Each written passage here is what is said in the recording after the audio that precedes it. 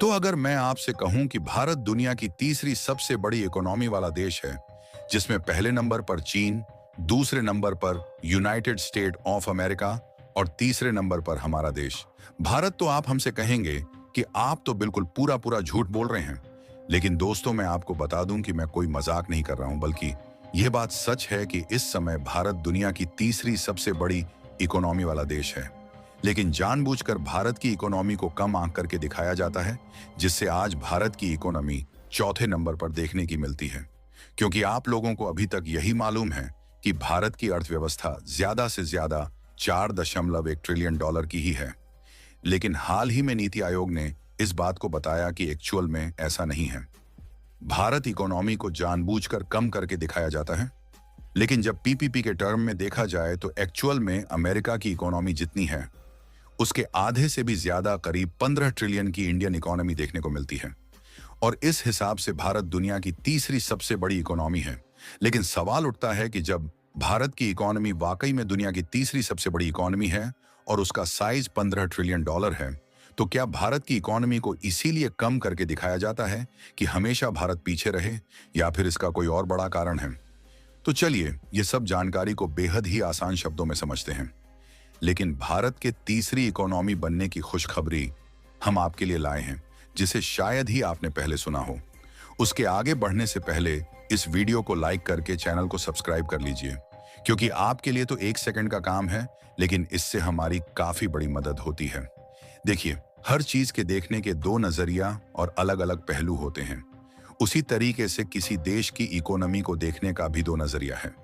लेकिन आप जानकर एक बार के लिए सोचने पर मजबूर हो जाएंगे कि जिस नजरिए से देखने पर भारत की इकोनॉमी दुनिया की तीसरी सबसे बड़ी इकोनॉमी दिखाई देती है, लेकिन इस नजरिए को अक्सर नजरअंदाज किया जाता है, और खासकर वे बड़े बड़े देश इस नजरिए को नजरअंदाज करवा देते हैं। जो देश पहले वाले नजरिया से टॉप इकोनॉमी वाले देश हैं। लेकिन अब धीरे धीरे नजरिया बदल रहा है और किसी देश की इकोनॉमी को देखने का भी दूसरा वाला नजरिया अपनाया जा रहा है। और क्योंकि दूसरे नजरिए से देखने पर भारत दुनिया की चौथी नहीं, बल्कि तीसरी सबसे बड़ी इकोनॉमी दिखाई देता है। इसीलिए भारत का नीति आयोग अब लोगों के नजरिया को बदलने में जुट चुका है, ताकि भारत दुनिया की तीसरी सबसे बड़ी इकोनॉमी दिखाई दे।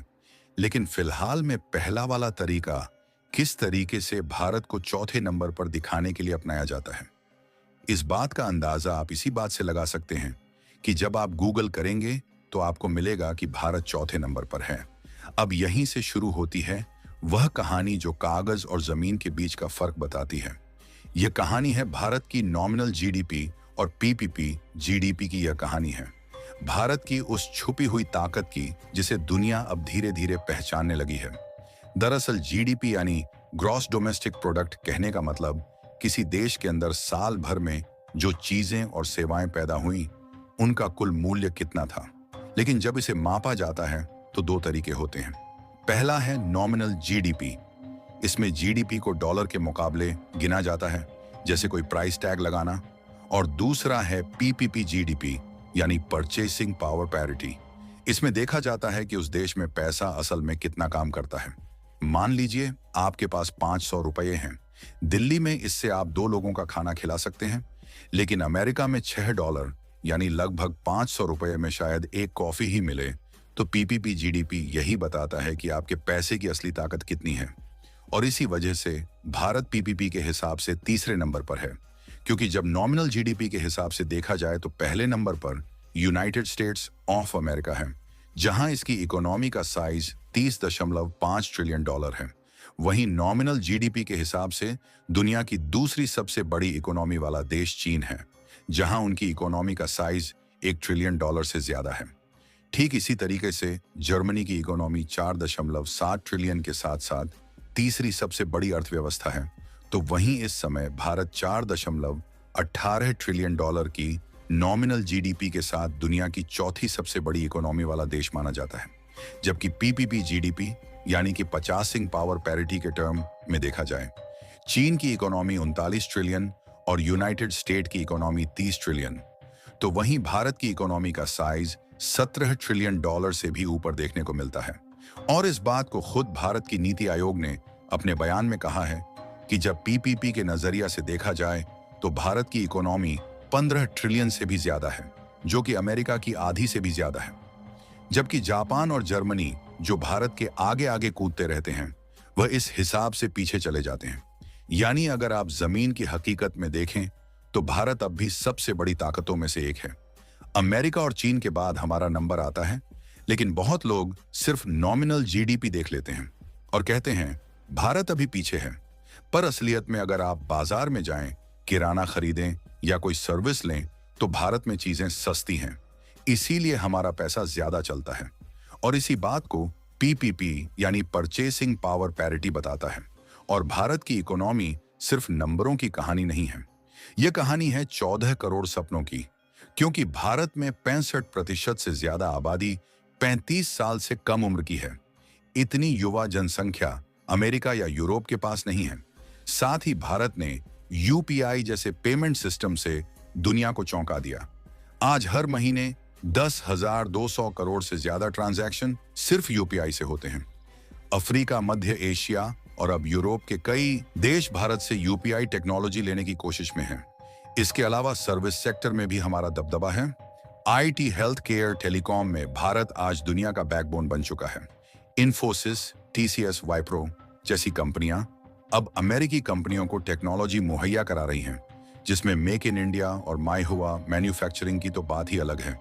क्योंकि भारत अब मोबाइल से लेकर सेमीकंडक्टर, इलेक्ट्रिक गाड़ियां और यहां तक कि फाइटर जेट्स भी बना रहा है। हाल ही में एप्पल ने भारत में अपने आईफोन बनाना भी शुरू किया। अब सवाल आता है कि अगर भारत इतना ताकतवर है तो फिर नॉमिनल जीडीपी में पीछे क्यों पड़े हैं? तो आमतौर पर इसके दो कारण हैं। पहली बात कि रुपए की वैल्यू डॉलर से कम है, जहां 85 रुपये के बराबर $1 होता है। इसलिए जब हम अपनी जीडीपी को डॉलर में बदलते हैं तो वैल्यू कम दिखती है।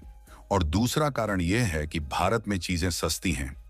1 किलो चावल अमेरिका में $2 का मिलेगा, जबकि भारत में 40 रुपये में, यानी लगभग आधे डॉलर में मिल जाता है। यही वजह है कि नॉमिनल में हम थोड़े पीछे हैं, पर असलियत में हमारा पैसा बहुत ताकतवर है। लेकिन सबकी नजरें इसी नॉमिनल जीडीपी पर ही जाती हैं। इसलिए भारत यह कोशिश कर रहा है कि हम अपनी नॉमिनल जीडीपी भी बढ़ा पाए, ताकि विदेश की कंपनियां भी भारत से अट्रैक्ट हों और बाहर के इन्वेस्टर भी भारत में पैसा ज्यादा से ज्यादा निवेश करें। आपको बता दें कि भारत की सरकार और पॉलिसी मेकर्स इस फर्क को खत्म करने के लिए दिन रात मेहनत कर रहे हैं। और भारत की बढ़ती हुई रफ्तार के हिसाब से बड़ी बड़ी इकोनॉमिक एजेंसियां इस बात का दावा ठोक रही हैं कि जब भारत को आजाद हुए 1 शताब्दी पूरा होगा और साल 2048 आएगा तो भारत दुनिया की दूसरी सबसे बड़ी इकोनॉमी होगा और पहले नंबर पर अमेरिका नहीं बल्कि चीन होगा।